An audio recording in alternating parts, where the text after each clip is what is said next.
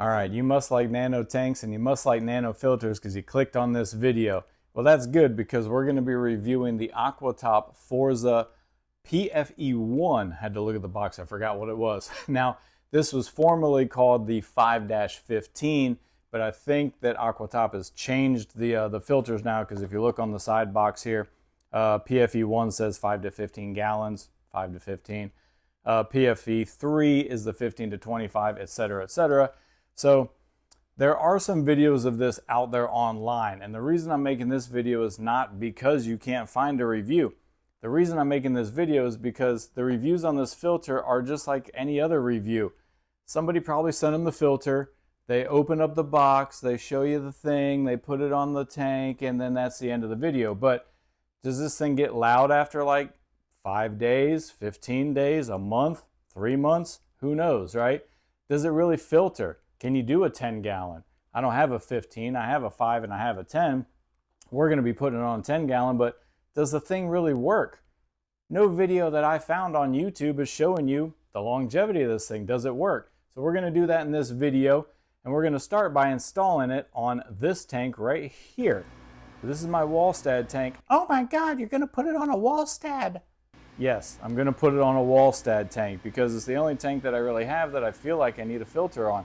This tank is kind of heavy stocked if you consider a crap ton of guppies stocked. There's a whole bunch of shrimp in here.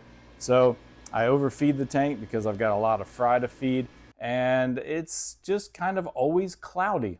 So I'm going to put this filter on that tank and break all the rules of Wallstad, but who cares? This is YouTube and you need to see whether this filter works. Let's go ahead and open the box like all the other reviews and just show you the filter very briefly. And then we are going to make a modification to it, which you might want to see. Okie dokie artichokey. Let's go ahead and open this bad boy up here. Don't need that. That's the instructions. It's a hang-on back. We all know how they work. Don't need that. That's plastic. All right. Oh boy, breaking it already. Got a extension pipe, got a, well, it's in there, but strainer, intake filter, which we're going to get to in a second, and your actual filter. Comes with a little sponge here. You guys have seen this, and then this tray divider, whatever you want to call it. So this is where we're going to do our modification, but I'm going to talk about something else first. This is a carbon filter deal here, right? We don't want to run carbon in planted tanks, but we do want the divider because it separates the intake chamber here from the, I don't know, filter chamber. You get it. But before we do that, what we're going to talk about is this sponge. Now look at the wood behind here, behind the sponge. You see the wood color through that sponge? Yeah, it's great that they give you an intake sponge, but I can see through the sponge and I can see the little slats. Now there are shrimp in my tank and they're breeding. If you have ever had a baby shrimp, a newborn shrimp, you know these guys are teeny tiny and it might go right through that sponge there because this is super coarse. But have no fear, Stevie's here and I've got myself another little intake sponge here. This is a fine sponge and it fits really nice over the intake there, and I'm going to be using that one. So it is great, Aquatop, that you give us a filter sponge, a pre-sponge, that's what I'm trying to say, a pre-sponge, but it's a little coarse to do really any good for nano fish or shrimp, when you have fry, that is. Okay, this guy here, the carbon pad. We don't want to run carbon, but I do want to keep this because I think the divider is going to be handy. You'll see in a second. So what we're going to do is just disassemble this by peeling this floss stuff here. Well, maybe we'll peel it, maybe we won't. Let me show you and then let me give you the gist of it here and then I will go and clean this up. So see, we're just going to take all this stuff out. All right, let me go ahead, remove all this material, get my razor blade, clean this up real nice, and I'll be back. All right, so what we have now is just a screen, and that's exactly what I want. Now, looking at the filter here, it's really hard for you to see, but there is a spout right down there, and it sticks out from this notch. So the spout kind of goes under that notch. I don't know if you really need this divider or not, but I do like it because it will separate the chambers here. So I'm going to use the sponge they gave me, but instead of putting it in the front position here where I don't know why you'd put your coarse sponge in the front anyway, I'm going to drop it in the back. And then I've cut a piece of filter floss from my filter floss sheet. And I'm going to slide that on the other side of this screen, which will be the output. So it should filter through there. Now, if this doesn't work, which we're going to find out here in a second, then I can always take this sponge and put it over here. So the water will flow up and through it and into this chamber, and then I'll put my filter floss there. But I'm pretty sure this is going to work. If you've never seen one of these, it has a little knob here to keep it level on the back of your tank there. This extends it out from the tank. And then you have your flow control here, external pump, so it will need to be primed. I like that it has an extension because maybe you have a really, really shallow little tank. Uh-oh. Well, okay, that comes off for easy cleaning. There we go. Maybe you have a really shallow tank, right? You could just do that, which is really cool. For us, we have the availability to use the intake tube because we have a 10-gallon we're putting this on. So we'll go ahead and assemble this here. And our fine intake sponge will go here. There we go, little guy for scale here. That's how big it is. Let's go drop it on this 10 gallons, see if it does anything. Okay, let's slip the guy on. Slip the little filter on there. Adjust our little knob on the back, which you can't see to level it. That's good. Kind of pinches it between the pre-filter sponge and the back of the tank. So that works out pretty good. Yeah, that works. Just gentle there. Oh, we got to prime it. I almost forgot. I was just going to fire it up. Now it's flowing. That is wide open flow, by the way. Let's play with the flow adjustment here. Can you guys see it? Yeah. Flow adjustment. That's about half flow. You can go all the way down to like off. That would be the slowest flow. We're going to leave it on full flow though. These fry, they don't care too much. We're looking for moving a volume of water. All right, let's get you a view from the back. All right, here's a view from the back, which you can't really see much. Yeah, water level is good. It's not overflowing or it's not full up here to the back. All right, yeah, pretty compact little guy. Oh, we do want to show you here.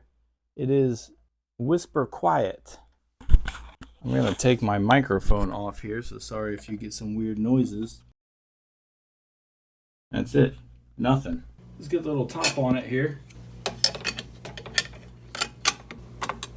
I've heard some hang on the back so the top will rattle and things like that. I'm not having any issue there. So far so good. Now, what I want to see is if I have a power failure, will it prime it again? It should. Power failure, it's unplugged. All the water level dropped down to here. So now, let's assume that the power comes back on. Power came back on and it looks like it's gonna reprime itself. There's water in it and there it goes. No issues. Now I'm gonna cloud up the water with a little API AccuClear, not sponsored, though I'd like to be. And now we wait and see if the filter will clear it up. So what I'm gonna do is I'll update you here tomorrow. Well, it's not the next morning, it's 10 minutes later. And I don't think it likes the way I have it set up. Now, I'm not going to discredit the filter yet. This could be my fault, but it does not like that filter floss right there. It's flowing out nice on the right-hand side, but you see we have an issue here. It is overflowing from the inlet. We're overflowing here. So not much of a filter if it won't filter. Now, the good news is it's overflowing out the front. And it looks like it'll overflow out the front before it'll spill out the back. But we're losing filtration. So let me try and make an adjustment. Maybe I just had this too tight on the bottom and it couldn't flow through the filter floss. I don't know. Let's see if we can modify it a little bit. Let's run this for a little bit here and see if I can check in tomorrow or if I need to check in sooner than tomorrow. It's the next morning and you may be able to see in the video it's still pretty cloudy in here. Let me go around the side view. You should be able to get a better idea. There you go. You can see kind of the milky white there. I don't believe it's really the filter's fault. It's probably more user error here. So what I'm going to do is swap out my filter floss because it is collecting some stuff, but we're not really getting much flow. So I'm going to take all the big sponge out here and remove our big sponge here as well. And I'm going to try just taking the whole screen out as well. I'm going to fill this whole back area here with a little filter floss, see if we can polish this water. Alright, I have stuffed just a big piece of filter floss in the back. No screen, no divider, nothing like that. We have it on full flow. Now that we'd have an unobstructed flow, it seems like it may work a little bit better. Let's see if it polishes the water. Here we are about 5 days later. I was gonna do the next day update, but it pretty much looked the same. I've added some API AccuClear, and it still hasn't cleared up. It's just, I think it's bacteria, a little bacteria outbreak here. Let me take you off the tripod here and give you a better look. Now I do have a little bit of like dust algae on the glass here. Not enough to really cause much of a difference. On camera, this looks pretty clear, doesn't it? But in person, it's not. It's pretty milky. I can't really get a view of it for you. And our filter back here is doing good. Our filter floss is turning brown, so it's collecting stuff. I don't know if the filter just can't handle the speed at which this bacteria bloom is kind of going. What am I trying to say? I don't think it can keep up with the rate of bacterial growth. That's what I'm trying to say. But I'm not going to give up on it. The filter is working very well. The design is pretty good. The rear lip is the highest of all of the surfaces. So if you get a clog over here where the filter floss is, it will spill over at the inlet side rather than spill over the back. I've tested this by completely blocking off and jamming that filter floss down in there. So safety wise, your filter's probably not going to get clogged up and then spill over the back. For avid hang-on back filter users, you're probably laughing at me right now like, duh, they're all designed that way. But that's one of the things I was always worried about with a hang-on back, is that it would overflow while I was sleeping or something like that. So as I'm going around doing my tank maintenance here, I figured I will go ahead and just do a water change on this. I did test it and all the parameters are dead zero. So 0 on ammonia, 0 nitrite, 0 nitrate, very low potassium. Phosphates, very low phosphates. Anyway, I've been running around doing my tank maintenance here and wanted to highlight this pump. It's not really a pump. It's actually the Hygger Gravel Vac, and I did a review on this thing here. You can go find that in the channel listing, and I will put a link to that review video at the end of this video. This thing has been invaluable. I use it every weekend. I just stick it in a bucket. It's got a little suction cup feet on the strainer there. I fill my bucket with dechlorinated tap water. I've got a little hose here that I can just stretch up to the tanks, and I pump my water right in there. That little pump's got enough head height to go up about 6 foot too, which is invaluable for doing tanks like this 40 gallon here or my 75 gallon. Sorry for the reflections, the light on the tank is off. It's in its 6-hour siesta time. But I love this little pump, and a big shout out to Hygger for sponsoring that pump to me. Go check out the video of this pump. It was sponsored to me by Hygger, and I really do appreciate them sending it to me. There we go, all nice and clean after a pretty significant water change, and I did change the filter floss in the little filter there. So we're gonna let it run, see what happens. I do know that I overfeed this tank. It is a breeding tank. That's probably what's causing this dirty water issue. It's just a bunch of excess food. So I will let the filter run. I'll cut back on my feeding, and we'll give you a final update for this video here in about another week or so. Alright, it's been another week. I've got a new microphone, which won't affect this video very much, but moving forward, the audio quality in future videos should be much better. Now you might be wondering about this nice black curtain I have here too. Well, there's a super special build that's already done behind that curtain, but I haven't released that video yet. So this is where I ask you to subscribe so that you can see this. You want a little sneak peek? Little sneak, yep, that's all you get. Subscribe, watch this. This is a very complicated build, the biggest one I've done. Anyway, that's not what you're here for. You're here for an update on this little Wallstad tank here. you might be able to see from that distance, she's still cloudy. So let's take a closer look. Now again, it looks a little bit clearer on camera than it does in person. I'm a crystal clear water kind of guy. Now I did test the water parameters again and everything is good. I mean, 0 ammonia, 0 nitrite, very little nitrate, no excess phosphates, any of that kind of stuff. So everything is good to go. Plants are growing well, fish are happy, everybody's healthy. I've been changing the filter floss about every 2 days or so.